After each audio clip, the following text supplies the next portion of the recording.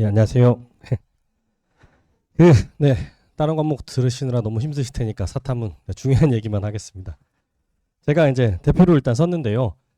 저희 선생님들이 그 인터넷 강의는 찍고 있지 않아서 막 이렇게 엄청 유명하진 않습니다. 그래서 확실한 정보를 하나 드리자면요. 뭐 굳이 대내외에 공개하진 않는데요. 제가 올해 이 학원 원장님 아들 수업을 했습니다. 그래서 사무생은 둘 다 1등급 나왔습니다. 그래서 원장님이 신나셔가지고 네, 모든 설명회와 모든 사회문화 대표 강사들에 저를 다 꽂아 넣으셔가지고 해달라고 그러셔가지고 S&T 대표 강사가 돼가지고 하루아침에 믿고 가셔도 될 것 같습니다. 원장님 픽이라서요. 제가 그 사탐 드리고 싶은 말씀이요. 뭐 많이 있는데 중요한 것만 드리자면 이게 아무래도 이제 여기서 이과 과탐 하시는 어머님들도 계실 텐데 사탐 이 관심이 급격하게 높아진 게 최근이잖아요. 그래서 사실 그전 정보를 잘 모르세요. 인터넷에 있는 것도 사실상 누적된 정보라서 최근 정보가 아닌데 사탐이 중요한 게 출제 기조가 많이 바뀌었습니다. 그 3년 전쯤에 그 윤석열 정부 때 그 제일 어려운 킬러 문제들 없애라고 막 두드려 때렸잖아요. 그게 제일 크게 맞은 게 사탐이기도 하거든요. 그러니까 수학에서나 국어에서나 애들이 손을 못 댈 정도로의 너무 어려운 문제들이 있어서 그게 부각됐던 거지 거기에 영향을 제일 많이 맞은 게 사탐이에요. 그래서 대표적으로 사회문화만 말씀드리면 아마 사회문화 뭐 수학 못하는 애들 어렵다 무슨 도표통계 어렵다 이런 말씀 많이 들으셨을 텐데 이제 그 영향이 많이 감소됐습니다. 그러니까 제가 예체능 애들도 많이 가르치거든요. 사회탐구다 보니까. 특히나 사회문화에서는요. 예체능 애들 가르칠 때 야 안 되면 도표 버려. 그래도 1등급 들어갈 수 있어. 이렇게 됐어요. 예. 왜냐하면 이제 요것만 보셔도 정확히 알 수 있는데요. 어려운 문제가 이제 한 대여섯 개 넘게 나옵니다. 근데 거기서 도표 통계가 차지하는 건 2개밖에 없고요. 나머지는 다 개념 문제예요. 그래서 물론 도표 통계 2개 중에 하나가 제일 큰 오답률을 자랑하는데 그건 어려워서 못 푸는 게 아니라 그걸 제일 마지막에 풀기 때문에 타임어택이라서 손을 못 대가지고 그게 오답률이 제일 높은 거지 그냥 단순 난이도만 놓고 보면요 별 차이 없습니다. 그래서 오히려 도표 통계를 들어가기 전에 나머지 개념 문제에 대한 고난도 문제들을 못 풀면 1등급이 안 되는 거예요.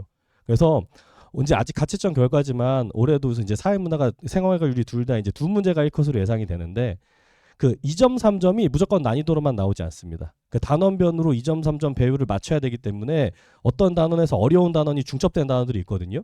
거기서 나오는 문제를 다 3점으로 줄 수가 없어서 저희는 뭐 점수로 계산 안 하고 개수로 하는데 그래서 한 2개 정도가 되는데 그럼 1등급 맞은 애들이 2개 틀린 걸 뭘 틀리냐고 물어보면 옛날에 몇 년 전까지만 해도요. 3, 4년 전에 다 이거였습니다. 2개가. 예, 근데 지금 다 중구난방입니다.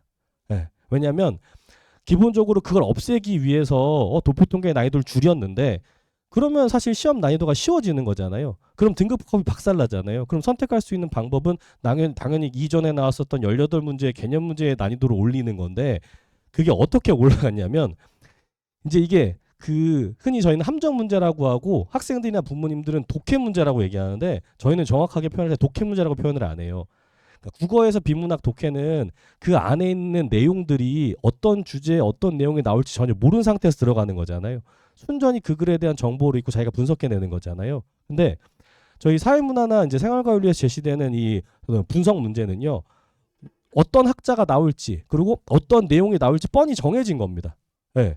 끽해봐야 3, 4개 중에 하나예요. 3, 4개 중에 하나. 그러니까 뻔히 정해져 있기 때문에 이건 아무것도 모르는 상태에서 가는 게 아니라 분명히 내가 알고 있는 것들을 이용해서 하는 거기 때문에 그냥 비문학 독해 문제가 아니라 제시문 분석 문제인데요. 이게 난이도가 높은 게 아무리 무슨 내용이 나올지 알고 그 이론을 알고 있어도 애들이 어려워합니다. 예, 그게 왜 어려워하냐면 출제 기조가 바뀌어서 그런 건데요.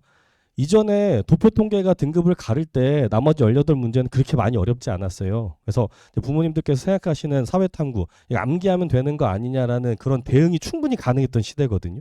그래서 옛날에 저도 수업을 할 때 도표 통계를 일단 다 제껴놓고 나머지 18문제를 맞히기 위해서 이제 고3도 클리닉 같은 걸 진행하는데 어떤 걸 하냐면 예를 들면 1주제에 대해서 우리가 암기해야 될 게 10개면 이 복습시키거나 과제시키는 것도 그냥 그 10개를 딸딸 암기시키는 걸 시켰어요.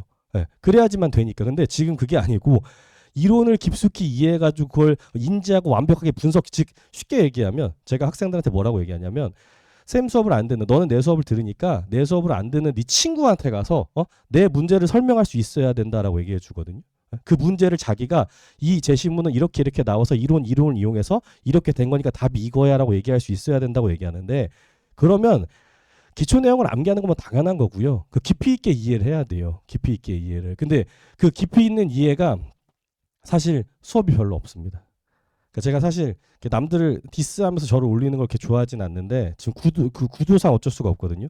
지금 여기는 이제 대치동 계신 어머님들도 많으실 테니까 일타 선생님들 많이 계시잖아요. 여기에 제가 다 알고 있는데 그 선생님들 건너 직접 하시는 분들도 있고 대부분 다 통사 대비로 시스템을 개편했습니다. 왜냐하면 올해가 마지막이잖아요. 이제 그럼 그 다음에부터 통사잖아요. 그 1타의 지위를 유지하는 선생님들은 여전히 유지해야 되잖아요. 통사 들어갈 때 거기서 밀리면 한 방에 무너지니까. 그래서 시스템 개편했습니다. 내년에 아마 수업 좀 별로 안 하실 겁니다. 올해도 아마 나중에 인터넷 검색해 보시면 아실 거예요. 올해 모의고사 난리 났습니다. 선생님들 모의고사 안 좋다고. 예. 그 가장 대표적인 선생님도 파이널 모의고사 1회인데요. 1회 모의고사의 문제랑 해설지가 배치가 안 맞아요. 1회인데 그거는 한 번도 안 풀어봤다는 거죠, 그렇죠? 강사 본인이나 아니면 연구실장이나 아니면 조교들까지도. 예. 왜냐면 다 통사 준비하느라 너무 바빠요. 예. 근데 저는 그럴 여유가 없습니다.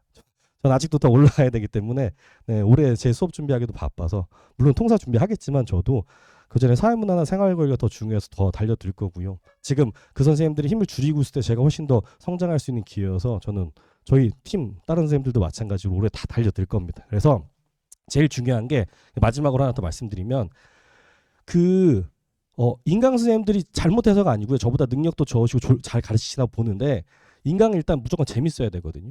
그렇죠. 그리고 여기 1타 선생님들 막 150명씩 놓고 수업하는데 재미없으면 애들 수업 잘 안 듣습니다. 근데 그렇게 재미있게 하려면 몇 가지 방법이 있는데 가벼운 깊은 내용들도 가볍게 툭툭툭툭 암기시켜줘서 자기가 공부되는 것처럼 받아들여야 되거든요. 근데 아까도 말씀드렸다시피 지금 시험 문제가 그렇게 출제 안 되기 때문에 어렵게 나오는 대여섯 가지 주제들도 그렇게 쉽게 재미있게 틱틱틱틱 딱 박아놓고 놓으면 교정이 안 돼요.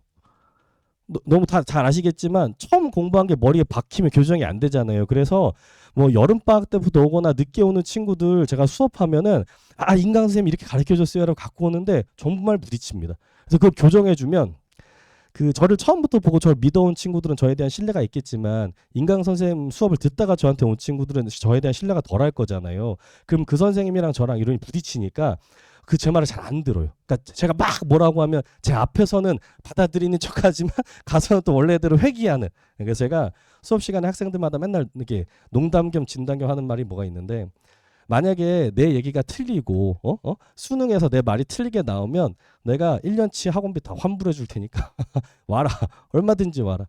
내가 무조건 맞을 거다라고 제가 얘기하는데 그래서 겨울방학 때 그냥 기초 이론을 웃으면서 막 암기하는 게 중요한 게 아니고 깊이 있게 되게 파는 게 중요합니다. 안 그러면 그게 고정관념이 박혀버려가지고 하반기 때 교정 절대 안 되거든요. 네, 그래서 이게 제가 아무래도 저도 이제 학원 강사고 수업을 학생들이 많이 듣고 수업을 많이 하면 돈을 많이 벌잖아요. 그래서 그런 입장에서 뭐 겨울방학 때부터 수업 들어라 이렇게 말씀드리기가 좀 죄송하지만 올해는 조금 다릅니다. 네, 거기다가 너무 당연히 아시잖아요. 재수생들이 판치는 판이라는 거 특히 올해는 더 심하잖아요. 그래서 특히나 혹시 올해 고3이고 사회문화를 처음 하시는 생활과를 처음 하는 학생이라면 겨울방학 때부터 무조건 들어야 됩니다. 안 그러면 시간이 없어요.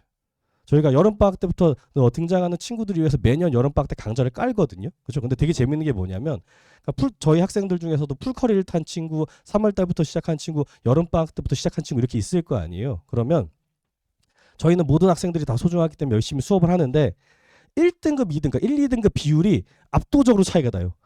여기서 거의 절반 넘게 나옵니다. 겨울방학부터 시작했던 애들은. 절반이 더 나와요. 네. 여기 이제 절반 가까이 줄고 절반도 안 나오고 거의 간신히 살아남고 이런 식으로 그렇게 가더라고요. 매년 어쩔 수 없이. 네. 그래서 너무 당연하게도 국영수도 바쁘고 다른 거 바쁘겠지만 제가 제일 자신 있는 거는 여기서 아마 뭐 너무 공부를 잘해서 이미 국영수가 완성돼서 1등급 나오는 친구가 아니라면요. 저 자신할 수 있습니다. 사회탐구 성적이 제일 잘 나올 겁니다. 예, 제가 대치동에서도 다른 동네에서 살아남은 유일한 길이 그 학생의 성적이 늘 사회탐구가 국영수보다 잘 나왔기 때문에 살아남았었거든요. 그래서 성장하고 있고 그래서 저한테 주어진 시간이 너무 짧아서 네, 처음 만난 부모님들께 믿어달라고 말씀드리기가 죄송하긴 하지만 네, 그래도 여기 학원 원장님 픽이니까 믿고 맡겨주시면 열심히 잘 가르쳐 보겠습니다. 네, 감사합니다. 네. 요 마지막 1분만 한번 읽어보시면 되고요. 이걸 말씀 안 드릴 거예요. 죄송해요. 인사드리고. 그 학생 관리는 당연히 들어가고요. 근데 아까도 말씀드린 것처럼 단순 암기 잘 시키지 않습니다. 네, 저희 애들이 뭐 10명이 됐던 20명이 됐던 30명이 됐던 학생 하나하나 다 살펴보고요. 학생 하나하나 다 관리합니다. 그래서 단순히 시스템으로 부모님들한테는 그냥 문자가 나가는데요. 그건 어쩔 수 없잖아요. 제가 매번 전화드릴 수가 없으니까. 부모님들한테 그냥 문자 나가는데요. 애들을 불러다 놓고 겁내 갈굽니다. 잔소리하고 갈구고 너 새끼 공부 안 하냐. 장난치냐. 그 많이 갈구는 선생님들이고 관심 많이 갖기 때문에 믿고 맡겨주셔도 네, 괜찮습니다. 감사합니다. 네.